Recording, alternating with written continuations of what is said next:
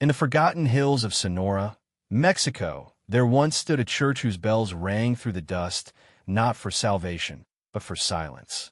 Between 1997 and 2003, the people of San Aurelio placed their trust, their children, and their confessions in the hands of Father Mateo Reyes, a man whose words could make old women weep and cartel men kneel.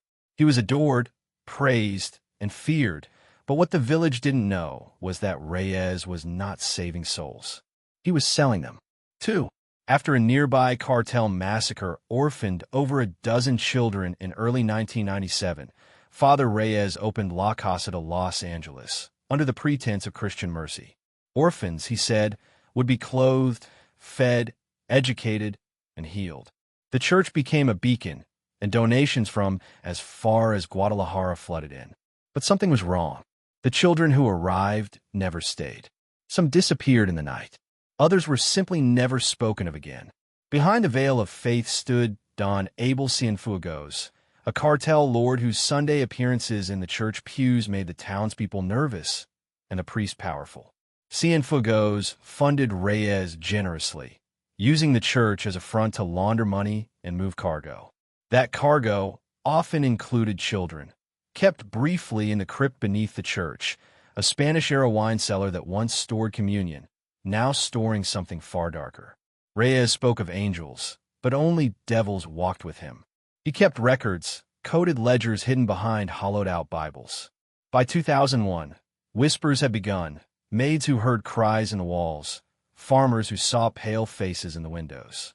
But in San Aurelio, no one questioned the church, until a woman did. Her name was Sister Lourdes, a soft-spoken novice who arrived from Veracruz. She saw what others ignored. She stayed silent, but watched everything. In 2002, while Reyes traveled for confession in Hermosillo, Sister Lourdes opened the cellar. What she found were not just the remains of children, clothing, teeth, bones, but marks on the walls, prayers scratched in fingernails, and symbols etched in blood. That same week, the town began to change. Parishioners heard laughter in the night. Candles lit themselves.